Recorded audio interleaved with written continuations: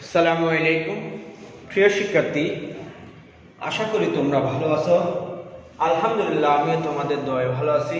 আজকে অনেকদিন পর তোমাদের সামনে উপস্থিত হলাম, প্রায় 1-1.5 মাস পরে। করোনার দ্বিতীয় ঢেউ চলাকালীন সময়ে আমরা আবার অনলাইন ক্লাস বা অন্যান্য অপশন থেকে দূরে ছিলাম। আশা করি তোমরা সবাই সকল বাধা বিপত্তি অতিক্রম করে আলহামদুলিল্লাহ ভালো আছো। তো প্রিয় শিক্ষার্থী, আবারও যেহেতু তোমাদের সামনে অনলাইন ক্লাসে চলে আসলাম, আজকে আমি একাদশ শ্রেণীর পদার্থবিজ্ঞান প্রথম পত্রের পর্যায়বৃত্ত গতি নিয়ে আলোচনা করব। দেখো, পর্যায়বৃত্ত গতি অতি সহজ একটা জিনিস।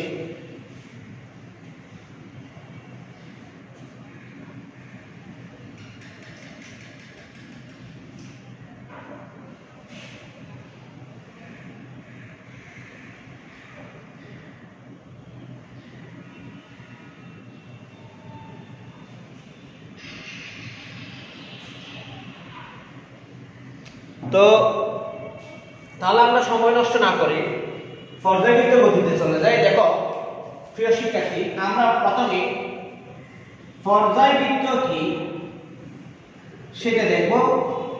পর্যায়বৃত্ত কি সেটা দেখব। দেখো, পর্যায় মানে হচ্ছে ক্রম, অবস্থা, স্তর। পর্যায় মানে আমরা জানি যে ক্রম, অবস্থা, স্তর ইত্যাদি, ঠিক আছে কিনা? তার মানে আবার বৃত্ত মানে আমরা জানি যে বৃত্ত মানে পুনরায় বলতে পারি। আমরা কি বলতে পারি? পুনরায়, অর্থাৎ পূর্বের অবস্থানে ফিরে আসা। পর্যায়বৃত্ত মানে হচ্ছে যে পুনরায় পূর্বের অবস্থায় ফেরত আসা। পুনরায় পূর্বের অবস্থায় কি আসা? ফেরত আসা। আমি আবার বলতেছি, পর্যায় মানে ক্রম, অবস্থা, স্তর ইত্যাদি। বৃত্ত মানে আমরা বলতে পারি যে বৃত্ত মানে কি? দেখবে, একটা অবস্থান থেকে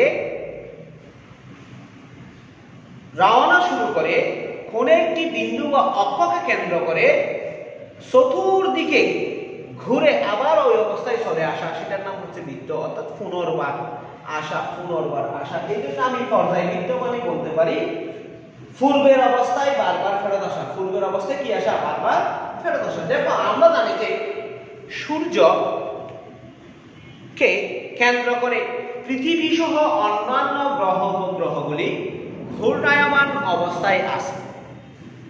জানো তো তোমরা, পৃথিবীকে কেন্দ্র করে অন্যান্য গ্রহ উপগ্রহগুলি, সূর্যকে কেন্দ্র করে অন্যান্য গ্রহ উপগ্রহগুলি কি অবস্থায় আছে? ঘূর্ণায়মান অবস্থায় আছে। অবশ্যই একদা প্রচলিত ছিল সূর্যকে নয়, পৃথিবীকে কেন্দ্র করে বা পৃথিবীর চতুর্দিকে অন্যান্য গ্রহ উপগ্রহ সূর্য সহ ঘুরত। কিন্তু বর্তমান যুগের বিজ্ঞানীরা প্রমাণ করছেন যে সূর্যকে কেন্দ্র করে পৃথিবী এবং অন্যান্য গ্রহ উপগ্রহ ঘূর্ণায়মান অবস্থায় থাকে। দেখো, সূর্য, এটা যদি সূর্য হয়, ঠিক আছে কিনা, এবং এই কক্ষপথে যদি পৃথিবী ঘূর্ণনরত অবস্থায় থাকে, তাহলে দেখা যাবে যে পৃথিবী সূর্যকে এই জায়গা থেকে ঘুরে চতুর্দিকে ঘুরে আবার পূর্বের অবস্থানে ফেরত আসতে মাত্র 365 দিন লাগে।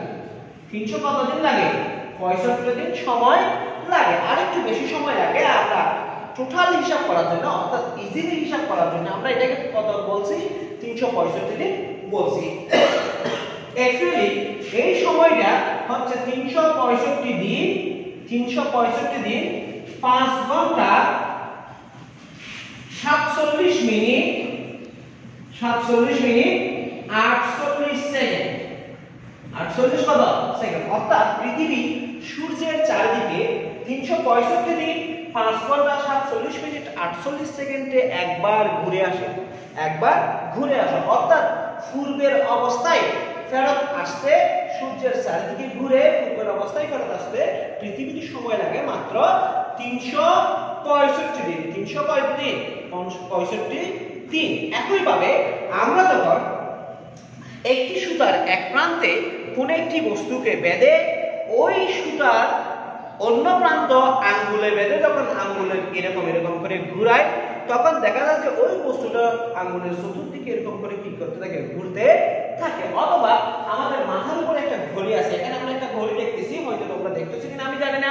আমাদের প্রত্যেকের হাতে ঘড়ি থাকে, মোবাইলে ঘড়ি থাকে বা বাড়িতে ঘড়ি থাকে। ওখানে আমরা ঘড়িতে দেখি যে ঘড়িতে 3টা কাঁটা থাকে, একটা সেকেন্ডের কাঁটা, একটা মিনিটের কাঁটা, একটা ঘন্টা কাঁটা। আমরা যদি দেখি যে সেকেন্ডের কাঁটা প্রত্যেকবার 12 সংখ্যাটিকে অতিক্রম করবে, এই প্রত্যেকবার 12 সংখ্যাটিকে অতিক্রম করতে গেলে তাকে 7 বার 60 টাইমস লাফালাফি করতে হয়। একইভাবে মিনিটের কাঁটাটাও 7 বার লাফাতে হয়। একইভাবে যদি আমি ঘন্টার কাঁটাটা হিসাব করি তাহলে 12 বার, অর্থাৎ 12টা গড় অতিক্রম করে সে 12কে অতিক্রম করে 12কে অতিক্রম করবে। তার মানে আমরা দেখতেছি যে প্রত্যেকটা বস্তু কোন একটি বিন্দুকে একটি নির্দিষ্ট সময়ে নির্দিষ্ট দিক থেকে কি করতে চাচ্ছে, অতিক্রম করতে চাচ্ছে। এই অতিক্রম করতে চাওয়াটার নাম আমরা বলতে পারি পর্যায়বৃত্ত। পর্যায়বৃত্ত সংজ্ঞাটা আমরা এভাবে দিতে পারি। এখানে কি দেব আমরা, পর্যায়বৃত্তের সংজ্ঞাটা যদি একটু দিই তাহলে পর্যায়বৃত্তের সংজ্ঞাটা আমরা দেব যখন কোন বস্তু একটি নির্দিষ্ট সময় পর পর, যখন কোন বস্তু একটি নির্দিষ্ট সময় পর পর, যখন কোন বস্তু একটি নির্দিষ্ট সময় পর পর একই স্থানে ফিরে আসে, একই স্থানে ফিরে আসে, তখন তাকে বলা হয় পর্যাবৃত্ত। তখন তাকে বলা হয় পর্যাবৃত্ত। তাহলে আমরা পর্যাবৃত্ত মানে বুঝতেছি যে কি, কোন একটি বস্তু বারবার অন্য একটি বস্তুকে অতিক্রম করে পূর্বের অবস্থায় ফেরত আসা। পূর্বের অবস্থায় কি আসা, ফেরত আসা। এটার নাম আমরা কি বলবো, পর্যাবৃত্ত বলবো। এটার নাম আমরা কি বলবো, পর্যাবৃত্ত বলবো। তাহলে তোমরা আশা করি পর্যাবৃত্ত কি জিনিস বুঝতে পারছো। আমি বলছিলাম পর্যাবৃত্ত কি কি, ওই যে সূর্যের চারিদিকে পৃথিবীর ঘোরা, ঘড়ির কাঁটা 12কে বারবার একই দিক থেকে অতিক্রম করা, বা সরল দোলকের বল একটি নির্দিষ্ট সময় পর পর একদিক থেকে অন্যদিকে অতিক্রম করা হচ্ছে এক ধরনের পর্যাবৃত্ত। পর্যাবৃত্তকে দুই ভাগে ভাগ করা যায়। পর্যাবৃত্ত কয় ধরনের, পর্যাবৃত্ত দুই ধরনের। পর্যাবৃত্ত দুই ধরনের। কত ধরনের, দুই ধরনের। প্রিয় শিক্ষার্থী, না বুঝতে আমাকে নক করিও, আমি চেষ্টা করব বুঝিয়ে দেওয়ার। আমার সাথে সংযুক্ত হয়েছে দ্বাদশ শ্রেণীর রাফসান নূর। ওয়ালাইকুম আসসালাম স্যার, কেমন আছেন রাফসান নূর? আমার সাথে সংযুক্ত হয়েছে আমার প্রিয় কলিগ মোহাম্মদ সালাউদ্দিন, মার্কেটিং বিভাগের প্রভাষক। দ্বাদশ শ্রেণীর প্রিয় শিক্ষার্থী সাইফুদ্দিন রাজু। ওয়ালাইকুম আসসালাম সাইফুদ্দিন। এরপর আছে ছোট ভাই নুরুল আফসার ওয়াহিদ, নুরুল আফসার নাহিদ, ছোট ভাই জসিম সাস, দ্বাদশ শ্রেণীর শিক্ষার্থী রাশেল, আমার পদার্থবিজ্ঞানের প্রিয় সহকর্মী আজম কুতুবী, বন্ধু ছোট ভাই মিজানুর রহমান, শামসুদ্দিন রুবেল, সাজ্জাদ হোসাইন, তাসনু বা শারমিন। ধন্যবাদ সবাইকে। তোমরা যারা আমার শিক্ষার্থী আছো তোমরা তোমাদের রোল নাম্বার এবং ক্লাস সেশনটা তোমাদের কমেন্ট বক্সে লিখে দাও, এবং তোমরা ওই যদি কোনোভাবে না বুঝে থাকো আমাকে কমেন্ট প্রশ্ন করিও, আমি চেষ্টা করব প্রশ্নের অ্যান্সার দেওয়ার। ধন্যবাদ প্রিয় শিক্ষার্থীরা। তাহলে আমরা পূর্বের আলোচনায় ফিরে যাচ্ছি। পর্যাবৃত্ত দুই ধরনের। এক নাম্বার হচ্ছে স্থানিক পর্যাবৃত্ত, স্থানিক পর্যাবৃত্ত। দুই নাম্বার হচ্ছে কালিক পর্যাবৃত্ত, কালিক পর্যাবৃত্ত। তাহলে আমরা দেখতেছি যে পর্যাবৃত্ত দুই ধরনের, একটা স্থানিক পর্যাবৃত্ত আর একটা কালিক পর্যাবৃত্ত। স্থানিক শব্দটার সাথে স্থান জড়িত। স্থানিক শব্দটার সাথে কি জড়িত, স্থান জড়িত। স্থানিক শব্দটা আমরা পড়তে গিয়ে দেখতে পাচ্ছি, এটা মানে হচ্ছে যে সেখানে জায়গা আছে, জায়গা আলোচনা হচ্ছে, অর্থাৎ জায়গা নিয়ে আলোচনা হবে। আর কালিক, কাল মানে সময়, তার মানে সময় আলোচনা হবে। একটা স্থানিক পর্যায়ক্রম কি বা স্থানিক পর্যাবৃত্ত কি এবং কালিক পর্যাবৃত্ত কি সেটা আমরা দেখব। দেখো প্রিয় শিক্ষার্থীরা, আমরা যখন মাঠে কৃষি কাজ করতে যাই, অর্থাৎ আমাদের বাবারা চাচারা যখন মাঠে কৃষি কাজ করতে যায়, তখন ধান চারা রোপণ করার সময় দেখা যায় যে ঠিক এইভাবে রোপণ করে।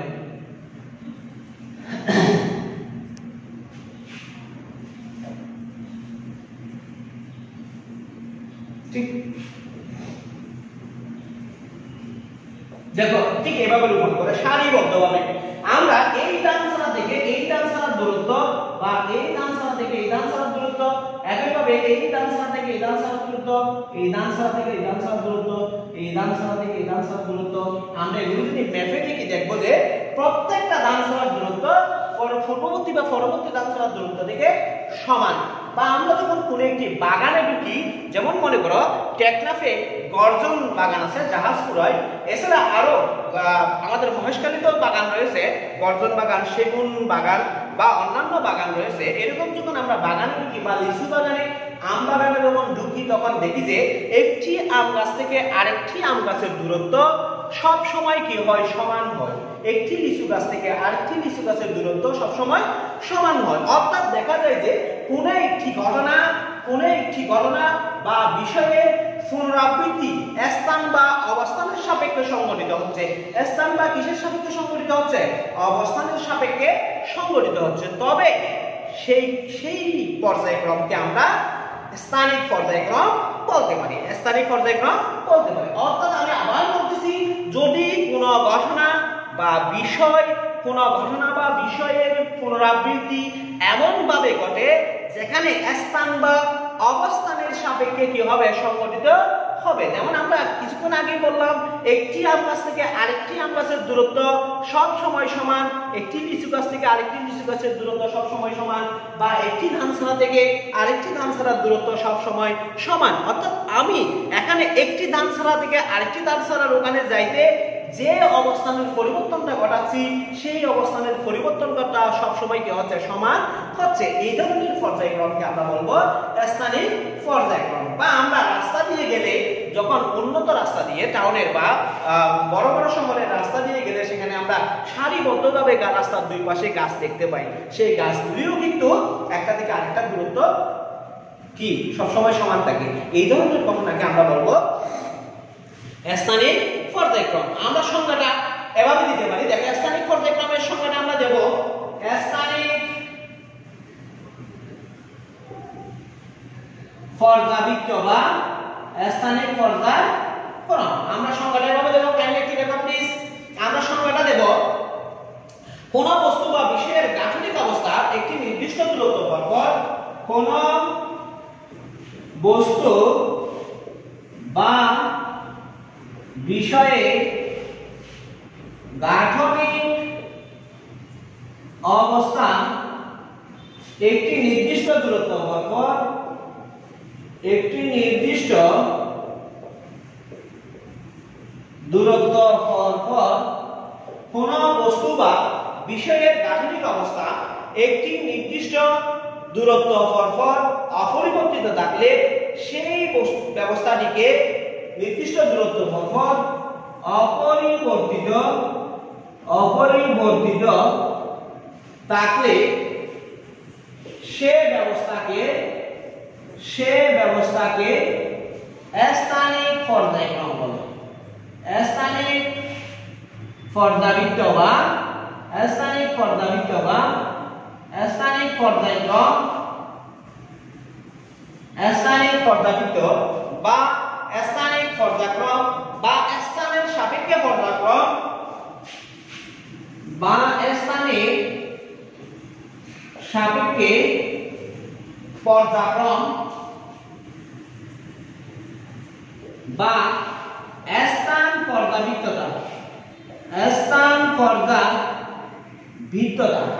পর্যাবৃত্ততা বা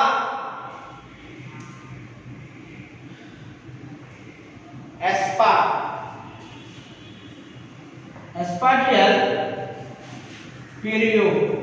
পিরিয়ডিসিটি বলে। বোঝা গেছে? আবার বলতেছি, কোন বস্তু বা বিষয়ের গাঠনিক অবস্থা একটি নির্দিষ্ট দূরত্ব পরপর অপরিবর্তিত থাকলে সেই ব্যবস্থাকে স্থানিক পর্যাবৃত্ত, স্থানিক পর্যায়ক্রম, স্থানের সাপেক্ষে পর্যায়ক্রম বা স্থান পর্যাবৃত্ততা বলা হয়। আশা করি তোমরা স্থান পর্যাবৃত্ততা কি জিনিস বুঝতে পারছো। প্রিয় শিক্ষার্থী, আমরা একটু কালিক পর্যায়ক্রমে যাব। কালিক পর্যায়ক্রম, দেখো কালিক পর্যায়ক্রম কি জিনিস, তোমরা পর্যায়বৃত্ত কি জিনিস বা পর্যায়বৃত্ত কত প্রকার, স্থানিক পর্যায়ক্রম ও কালিক পর্যায়ক্রমের মধ্যে স্থানিক পর্যায়ক্রম কি জিনিস বুঝতে পারছো। আমরা এখন কালিক পর্যায়ক্রম সম্পর্কে একটু আলোচনা করব। দেখো এগুলি খুব সহজ জিনিস, একটু মনোযোগ দিয়ে দেখলে তোমরা বুঝতে পারবা। কালিক পর্যায়ক্রম, কালিক মানে আমি প্রথমেই বলছিলাম যেখানে কাল সংযুক্ত আছে। কাল মানে হচ্ছে যে সময়, কাল মানে কি সময়, অর্থাৎ সময় যেখানে সংযুক্ত আছে, যেখানে সময়ের সাপেক্ষে পরিবর্তন করে সেটাকে বলা হবে কালিক পর্যায়ক্রম। যেমন মনে করো পৃথিবী সূর্যের চারিদিকে ঘুরতেছে, বলছিলাম আমি কিছুক্ষণ আগে পৃথিবী কার সাপেক্ষে ঘুরতেছে, সূর্যের চারিদিকে ঘুরতেছে। পৃথিবী সূর্যের চারিদিকে একবার ঘুরে আসতে সময় নিচ্ছে মাত্র 365 দিন। এভাবে পৃথিবী সূর্যের চারিদিকে যতবার ঘুরবে প্রত্যেকবারই 365 দিন করে সময় নেবে।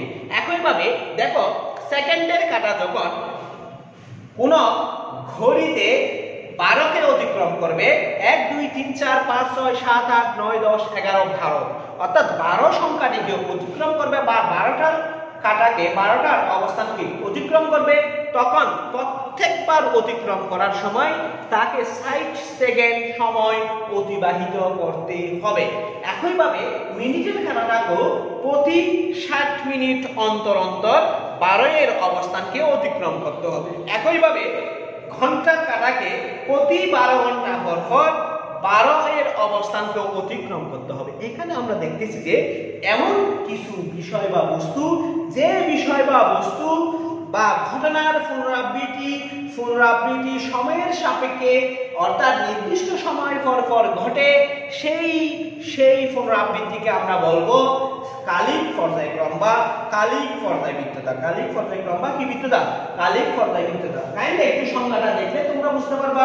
সংজ্ঞাটা যদি একটু দেখো তাহলে তোমরা খুব সহজেই বুঝতে পারবে যে ঘটনাটা কি।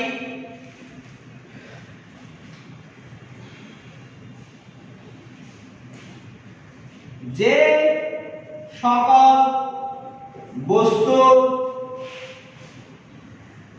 বস্তু বিষয় বা ঘটনা সময়ের সাপেক্ষে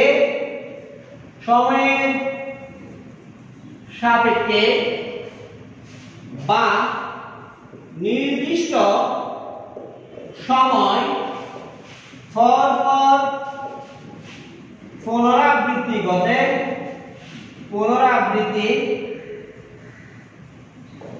ঘটে তাকে কালিক পর্যায়ক্রম বলে। কালিক পর্যায়ক্রম বা কালিক পর্যাবৃত্ততা, কালিক পর্যাবৃত্ত বা কালিক পর্যাবৃত্ততা বা কালের সাপেক্ষে বা সময়ের সাপেক্ষে পর্যাবৃত্ত বা পেরিয়ডিক্যাল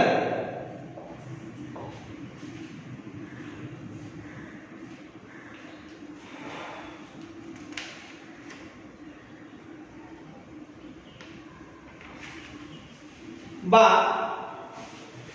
টেম্পোরাল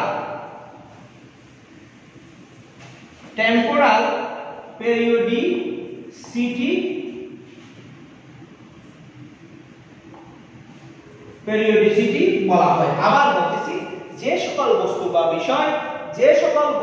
বিষয় বা ঘটনা সময়ের সাপেক্ষে বা নির্দিষ্ট সময় পর পর পুনরাবৃত্তি ঘটে তাকে কালিক পর্যায়ক্রম বা কালিক পর্যাবৃত্ত বা কালিক পর্যাবৃত্ততা বা কালের সাপেক্ষে পর্যাবৃত্ত বা টেম্পোরাল পিরিয়ডিসিটি বলা হয়। আশা করি তোমরা সময়ের সাপেক্ষে পর্যাবৃত্ততা বা স্থানের সাপেক্ষে পর্যাবৃত্ততা সম্পর্কে একটি নির্দিষ্ট ধারণা পেয়েছো। আমি সেই জিনিস দুইটায় বা সেই ঘটনা দুইটায় আমি একটি সহজ উদাহরণের সাহায্যে তোমাদের বোঝানোর চেষ্টা করব। দেখো তোমরা আশা করি একটি নির্দিষ্ট বা একটি ধারণা তোমরা কালিক পর্যায়বৃত্ততা বা স্থানিক পর্যায়বৃত্ততা সম্পর্কে পেয়েছো। তারপরও আমি একটি নির্দিষ্ট উদাহরণের সাপেক্ষে দুইটা জিনিসই বোঝানোর চেষ্টা করতেছি। দেখো তোমরা নিশ্চয়ই কয়েল দেখছো মশা তাড়ানোর জন্য আমরা যে কয়েলগুলি ইউজ করি, মশা তাড়ানোর জন্য আমরা যে কয়েলগুলি ইউজ করি ঠিক এরকম প্যাচ যুক্ত একটা বিন্দু থেকে সৃষ্টি হয়ে অসংখ্য প্যাচ নিয়ে এই কয়েলগুলি তৈরি হয়, অসংখ্য প্যাচ নিয়ে এই কয়েলগুলি তৈরি হয়। দেখো আমি প্রথমে একটি স্কেল নেব,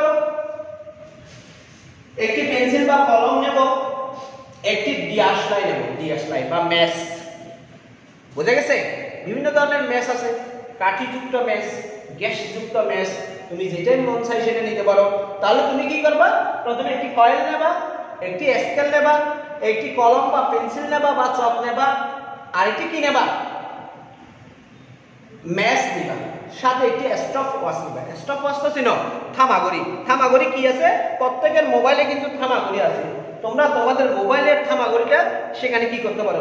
ব্যবহার করতে পারো। আমি এখন কি করব? স্কেল দিয়ে এই প্যাচগুলি একটি নির্দিষ্ট অংশ মাপবো। দেখো এইটাকে আমি এ বিন্দু কল্পনা করলাম, এই এ বিন্দু থেকে বি বিন্দু স্কেল দিয়ে মেপে বি বিন্দু নিলাম এবং এই দূরত্বটা কল্পনা করলাম 5 সেমি। এই দূরত্বটা কত মাপলাম? 5 সেমি। এখন বি বিন্দু থেকে সি বিন্দু নিলাম স্কেল দিয়ে মেপে, এই সি বিন্দু কয় সেমি? 5 সেমি। সি বিন্দুটা কয় সেমি? 5 সেমি। কত থেকে? বি বিন্দু থেকে। তার মানে আমি দেখতেছি যে এ থেকে বি এর দূরত্ব 5 সেমি, বি থেকে সি এর দূরত্ব 5 সেমি। আবার স্কেল দিয়ে মাপি, ডি পর্যন্ত দূরত্ব নিলাম এবং সি থেকে দূরত্ব ডি এর দূরত্ব সেটাও 5 সেমি। সেটাও 5 সেমি, 5 সেমি। এরকম করে আমরা অনেকগুলো ভাগে ভাগ করতে পারি। যেহেতু একটা কয়েল 8-9 ঘন্টা ধরে জ্বলবে, সেজন্য আমরা অত পরীক্ষা করতে পারবো না। আমরা দ্বিতীয়টা দাগ কেটে 2-3টা শুধু সাধারণ পরীক্ষা করবে। এখন আমি কি করব? আমার স্টপওয়াচটা হাতে নেব, স্টপওয়াচটা হাতে নিয়ে আমরা স্টপওয়াচটা ঠিক আছে কিনা দেখবো, ত্রুটি মুক্ত করে কাজ শুরু করার চেষ্টা করব। এখন ম্যাচের কাঠি দিয়ে বা দিয়াশলাই দিয়ে আমি কয়েলটা জ্বালিয়ে দেব, কয়েলটা জ্বালানোর চেষ্টা করব। কয়েলে আগুন ধরিয়ে দেওয়ার সাথে সাথে স্টপওয়াচটা অন করে দিলাম। কয়েলে আগুন ধরিয়ে দেওয়ার সাথে সাথে কি করে দিলাম? স্টপওয়াচটা অন করে দিলাম। স্টপওয়াচ অন করে দিয়ে স্টপওয়াচ চালু করলাম, কয়েল জ্বলা শুরু করছে। কয়েল জ্বলতে জ্বলতে জ্বলতে জ্বলতে এ থেকে 5 সেমি দূরে বি তে আসলো, এ থেকে 5 সেমি দূরে কয়েল কততে আসলো? বি তে আসলো। ওই বিটা আসার সাথে সাথে স্টপওয়াচ অফ করে দিলাম। স্টপওয়াচ অফ করে দিয়ে সময় পেয়েছি 15 মিনিট। কয় মিনিট? সময় পেয়েছি 15 মিনিট। অর্থাৎ এ থেকে বি তে আসার পর, অর্থাৎ এ অবস্থান থেকে কয়েলটা ঘুরে বি অবস্থানে আসতে, অর্থাৎ কয়েলটা সাই হয়ে বি অবস্থানে আসতে তার সময় লাগছে কয় মিনিট? 15 মিনিট। মাত্র কয় মিনিট সময় লাগছে? 15 মিনিট সময় লাগছে। এখন আমি ওই বিটা আসার সাথে সাথে আগুন কি করে দিয়েছিলাম? নিভিয়ে দিয়েছিলাম, স্টপওয়াচ বন্ধ করে দিয়েছিলাম। আমি আবার আগুন দিয়ে ডি বিন্দুতে কি করব? কয়েলটা জ্বালিয়ে দেব। কয়েলটা আবার জ্বলা শুরু করবে এবং সাথে সাথে স্টপওয়াচ আবার চালু করে দেব। স্টপওয়াচ চালু করে দেওয়ার পর আবার যখন সি বিন্দুতে আসবে তখন স্টপওয়াচ অফ করে দেব, সাথে সাথে কয়েলটাও নিভিয়ে দেব। কয়েলটাও কি করে দেব? নিভিয়ে দেব। আমি স্টপওয়াচে আবার বি থেকে সি পর্যন্ত, অর্থাৎ এই 5 সেমি দূরত্ব অতিক্রম করতে সময় দেখতে পাবো বা পরিমাপ করব 15 মিনিট। তার মানে আমরা দেখতেছি যে এ থেকে বি অর্থাৎ 5 সেন্টিমিটার দূরত্ব পর্যন্ত কয়েলটি ফুরে যেতে সময় নিয়েছিল 15 মিনিট। আবার বি থেকে সি সেটাও 5 সেন্টিমিটার দূরত্ব, ওই 5 সেন্টিমিটার দূরত্ব পর্যন্ত ফুরে যেতে আবারও সময় নিয়েছে কয় মিনিট? 15 মিনিট। আমি আবার স্টপওয়াচ চালু করলাম এবং সি বিন্দুতে কয়েলটা জ্বালিয়ে দিলাম, আগুন ধরিয়ে দিলাম। আবার সি বিন্দু থেকে কয়েলটা জ্বলা শুরু করলো, ফুরতে ফুরতে কয়েলটা ডি বিন্দুতে আসলো। আবার কত সেন্টিমিটার দূরত্ব অতিক্রম করলো? 5 সেন্টিমিটার দূরত্ব অতিক্রম করলো। এই 5 সেন্টিমিটার দূরত্ব অতিক্রম করতে দেখা গেছে যে সময় নিয়েছে 15 মিনিট। তার মানে আমরা দেখতেছি যে এখানে এ থেকে বি অর্থাৎ 5 সেন্টিমিটার দূরত্ব অতিক্রম করতে সময় নিচ্ছে 15 মিনিট। আবার বি থেকে সি অর্থাৎ 5 সেন্টিমিটার দূরত্ব অতিক্রম করতে সময় নিচ্ছে 15 মিনিট। আবার সি থেকে ডি 5 সেন্টিমিটার দূরত্ব অতিক্রম করতে সময় নিচ্ছে 15 মিনিট। অর্থাৎ এখানে স্থানিক পর্যায়ক্রম অর্থাৎ প্রতি 5 সেন্টিমিটার দূরত্ব পর নতুন বিন্দু নতুন অবস্থান পাচ্ছি এবং প্রতি মিনিট 15 মিনিট পর নতুন অবস্থান পাচ্ছে, অর্থাৎ নতুন ঘটনার পুনরাবৃত্তি ঘটছে, পুনরায় পূর্বের অবস্থানে চলে যাচ্ছে। এই ঘটনাটার হচ্ছে স্থানিক পর্যাবৃত্ততা এবং কালিক পর্যাবৃত্ততা প্রত্যক্ষ উদাহরণ। আশা করি প্রিয় শিক্ষার্থী তোমরা স্থানিক পর্যাবৃত্ত, কালিক পর্যাবৃত্ত বা পর্যাবৃত্ততা কি জিনিস সেটা বুঝতে পেরেছো। ধন্যবাদ। কারো কোনো সমস্যা থাকলে আমাকে এখানে মেসেজ দিয়ে জানাতে পারো। আমার সাথে সংযুক্ত হয়েছে গতবারের পরীক্ষার্থী রাবেদ আজিম, ধন্যবাদ রাবেদ আজিম, ছোট ভাই আহসানুল্লাহ, এরপরে আছে শামিমা ম্যাডাম, আবার সাতকানিয়া কলেজের এক্স স্টুডেন্ট বিশিষ্ট পাইলট রবিউল হুসাইন, লন্ডন থেকে রাশিদ ভাই, কামেল মাদ্রাসার ছাত্রী হাসনা আলভি, ছোট ভাই সাইয়েদ, প্রিয় ভাই নাইম, ইংলিশের বস, আইসিটির বস মিজান স্যার, আমার শ্রদ্ধেয় গণিত বিভাগের সহযোগী অধ্যাপক আরিফ স্যার, মাহমুদুল হক, এমডি সৌরভ, বাংলা বিভাগের প্রভাষক ছোট ভাই কামাল উদ্দিন,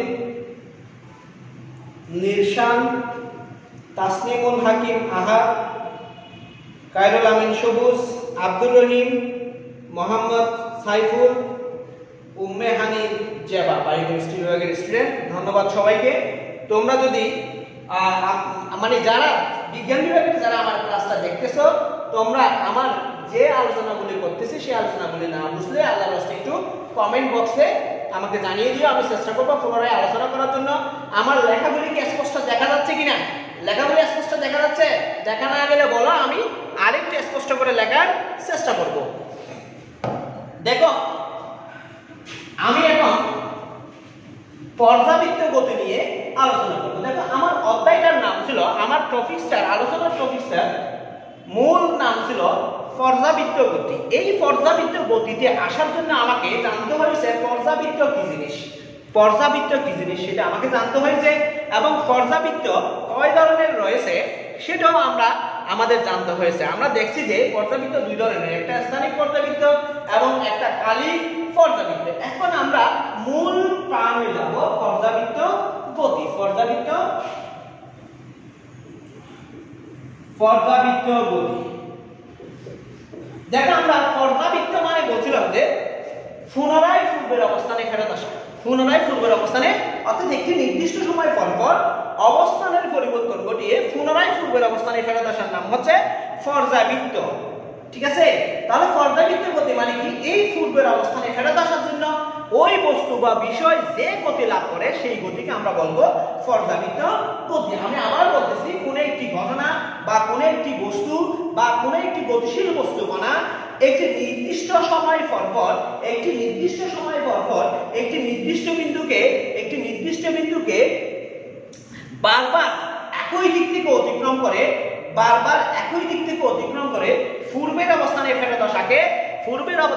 ফেরত আসার জন্য তার মধ্যে যে গতি প্রাপ্ত হয় সেই গতিকে আমরা বলবো পর্যাবৃত্ত গতি। আমি আবার বলতেছি, যদি কোনো গতিশীল বস্তু কণা নির্দিষ্ট সময় পর কোন একটি বিন্দুকে বারবার একই দিক থেকে অতিক্রম করে এবং এই অতিক্রম করার জন্য তার মধ্যে একটা গতি সঞ্চার হয়, সেই গতিকে আমরা বলবো পর্যাবৃত্ত গতি। আমি সংজ্ঞাটা এখানে বোর্ডে লিখতেছি। যদি কোনো গতিশীল বস্তু কণা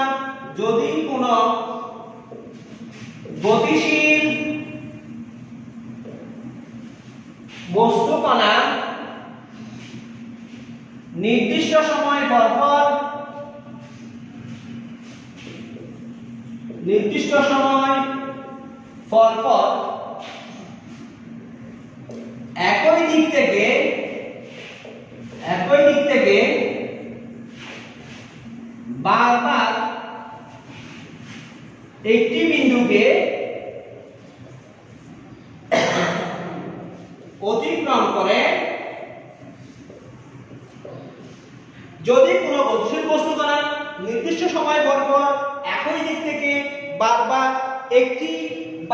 একটি বিন্দুকে অতিক্রম করে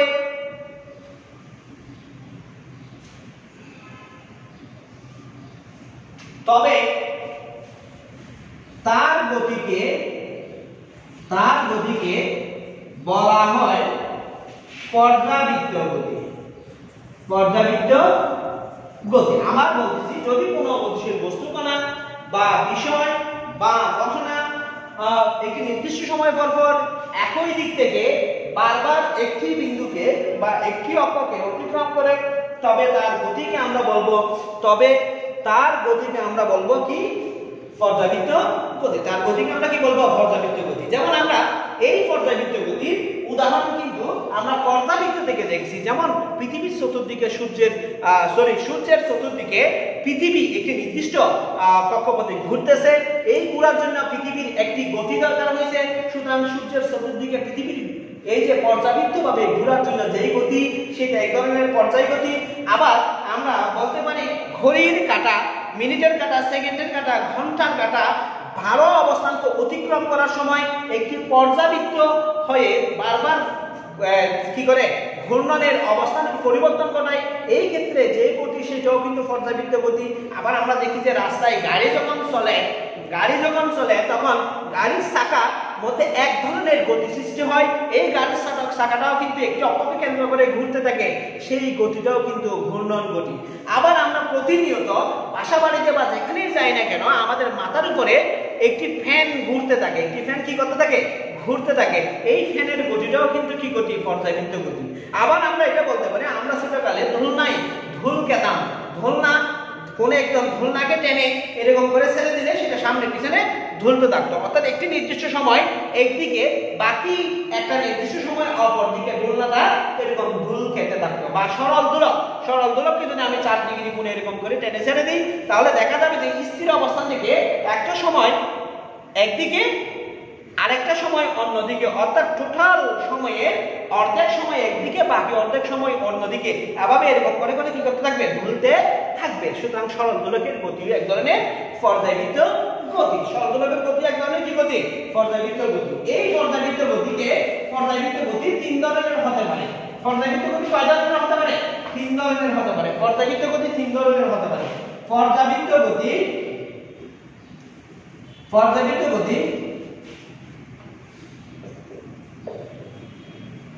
3 ধরনের। পর্যাবৃত্ত গতি কয় ধরনের? 3 ধরনের। এক নম্বর সরল রৈখিক পর্যাবৃত্ত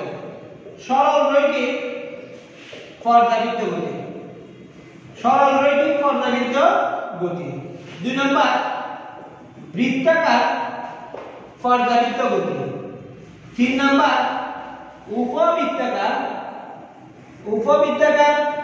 পর্যাবৃত্ত গতি। তাহলে আমরা পর্যাবৃত্ত গতি কয় ধরনের পেলাম? পর্যাবৃত্ত গতি পেলাম 3 ধরনের। একটা হচ্ছে সরল রৈখিক পর্যাবৃত্ত গতি, আরেকটা হচ্ছে বৃত্তাকার পর্যাবৃত্ত গতি, আরেকটা হচ্ছে উপবৃত্তাকার পর্যাবৃত্ত গতি। কাইন্ডলি আমি সংজ্ঞাটা লিখবো না, মুখে বলবো, কাইন্ডলি একটু বোঝার চেষ্টা করো। সরল রৈখিক পর্যাবৃত্ত গতি মানে হচ্ছে যে যদি কোনো বস্তুকণার পর্যাবৃত্ত গতি সরল রেখা বরাবর হয়, তখন ওই ধরনের পর্যাবৃত্ত গতিকে আমরা বলবো সরল রৈখিক পর্যাবৃত্ত গতি। যেমন মনে করো, আমি উদাহরণ দিয়ে বোঝাচ্ছি, কাইন্ডলি একটু দেখবা।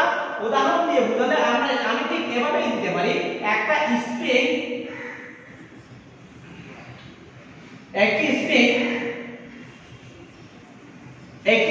এরকম আটকিয়ে রাখলাম এক প্রান্ত কোন একটি দৃঢ় বস্তুর সাথে আটকিয়ে অপর প্রান্তে একটি ওজন সংযুক্ত করে দিলাম, একটি ওজন বা ভার সংযুক্ত করে দিলাম। ওজন বা ভার সংযুক্ত করে দিলাম। 1 কেজি, 2 কেজি, 5 কেজি ওজন বা ভার সংযুক্ত করে দিলাম। এবং এটাকে আমি টেনে ছেড়ে দিলাম। এটাকে টেনে ছেড়ে দিলে এরকম করে আমি যদি টেনে ছেড়ে দিই, তখন স্প্রিংটা এরকম উপর নিচে দুলতে থাকবে। এই যে উপর নিচে দোলন, এটা কিন্তু সরলরেখা বরাবর। এটা কি বরাবর? সরলরেখা বরাবর। তাই আমি বলছিলাম যে কি পর্যাবৃত্ত গতি সম্পন্ন কোন বস্তুকণার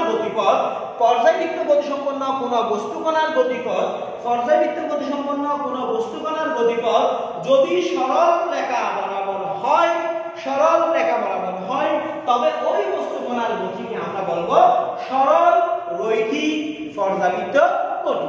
এই যে স্প্রিং এর এক প্রান্ত কোনো একটি শক্ত বস্তু বা দৃঢ় বস্তুর সাথে আটকিয়ে অপর প্রান্তে যদি ওজন প্রয়োগ করে ওজনটাকে টেনে ছেড়ে দিই সেই ক্ষেত্রে দেখা যাবে যে বস্তুটি বা স্প্রিংটি উপর নিচে এরকম করে উপর নিচে কি করতে থাকবে, ঝুলতে থাকবে। এই ঘটনাকে আমরা বলবো সরল রৈখিক পর্যাবৃত্ত গতি। বোঝা গেছে? কারণ এই ক্ষেত্রে গতিপথ সরলরেখা বরাবর, গতিপথ কি বরাবর?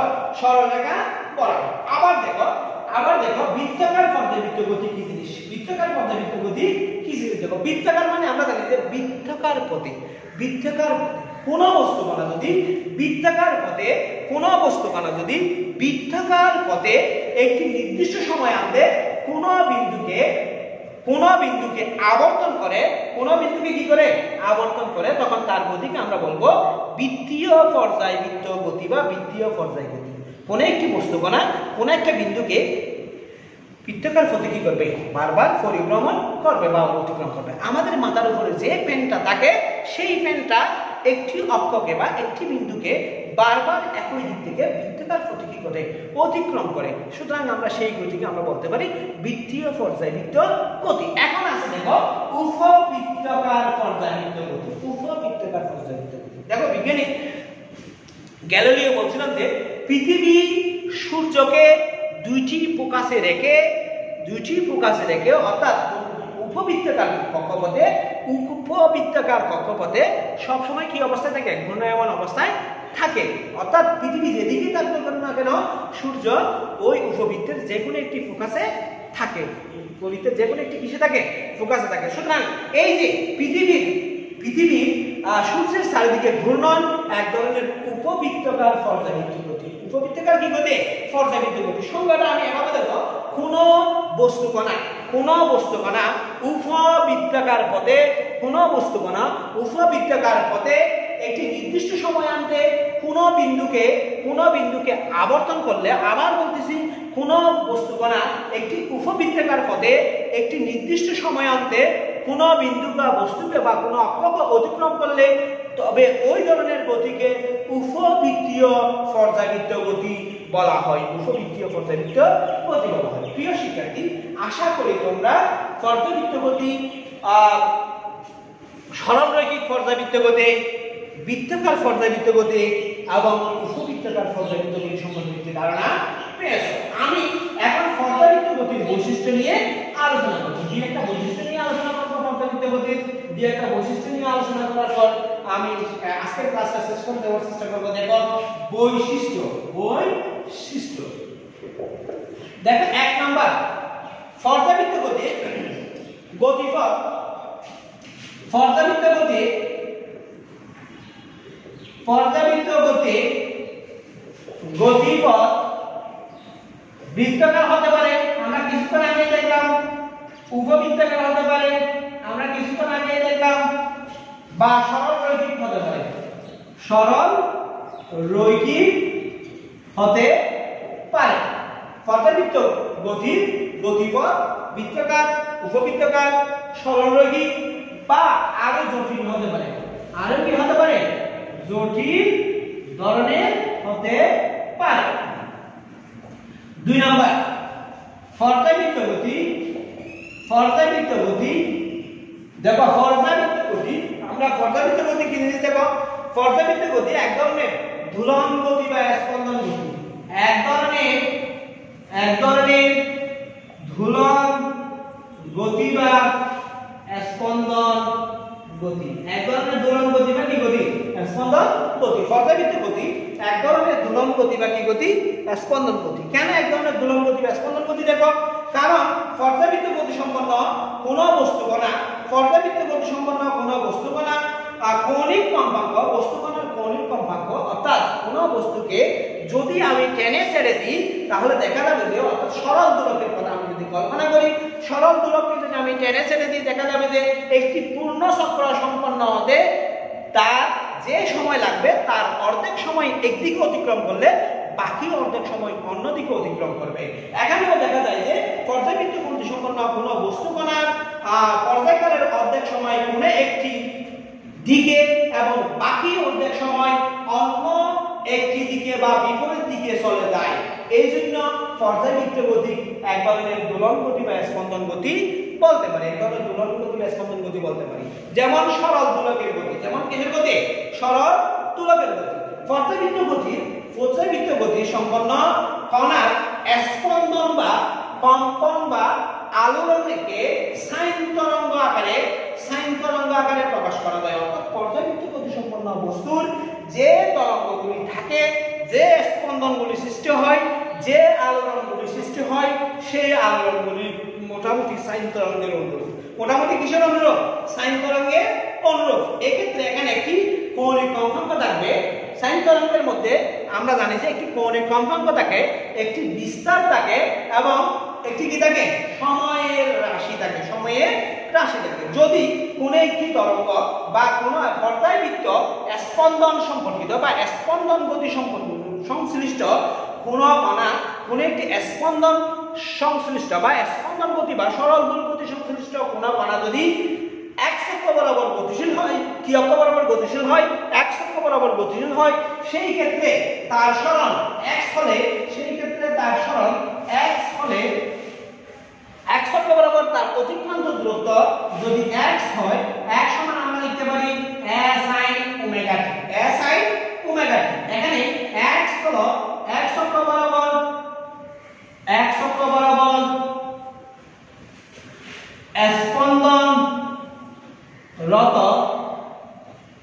স্পন্দনরত বস্তুটির সরণ, এ হচ্ছে বিস্তার,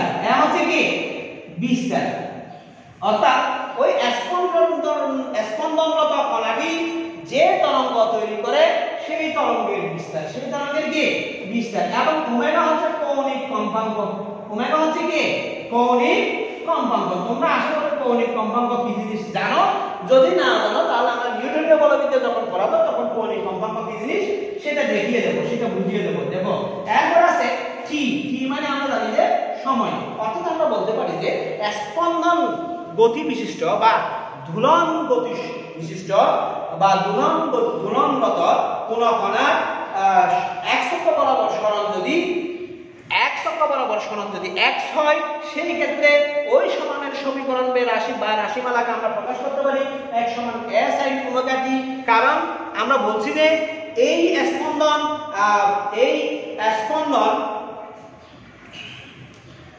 পর্যায়বৃত্ত গতি বা পর্যায়বৃত্ত স্পন্দন সম্পর্কিত একটি তরঙ্গকে সাইন তরঙ্গের সাথে কি করা যায়? তুলনা করা যায়, বা স্পন্দনরত কণার তরঙ্গ সাইন তরঙ্গে অনুরূপ। সেই অনুযায়ী আমরা লিখতে পারি x অক্ষ বরাবর গতিশীল হলে x সমান a sin ওমেগা t। এখানে x হচ্ছে x অক্ষ বরাবর স্পন্দনরত বস্তুটি বা কণাটির সরণ, a হচ্ছে বিস্তার, ওমেগা হচ্ছে কৌণিক কম্পাঙ্ক, t হচ্ছে সময়। প্রিয় শিক্ষার্থী, আজকে আর বিশেষ কিছু পড়ানোর ইচ্ছা করতেছে না। আমি যে টপিকসগুলি তোমাদের সামনে আলোচনা করলাম সেই টপিকসগুলি নিয়ে তোমরা একটু বাসায় পর্যালোচনা করো, সেগুলো একটু পুনরাবৃত্তি করো। আজকের আলোচনাগুলির মতন যদি তোমরা বাসায় একটু পুনরাবৃত্তি করো, দেখবে যে এটা খুব সহজেই বুঝতে পারছো। তোমরা তোমাদের 2022 সালের যে শর্ট সিলেবাসটা দিছে সেটা ফলো করো। আশা করি তোমরা অনেক ভালো রেজাল্ট করবে, ভালো অবস্থানে যাবে, সেই কামনায়। আসসালামু আলাইকুম ওয়া রাহমাতুল্লাহি ওয়া বারাকাতুহু। সবার কাছে দোয়া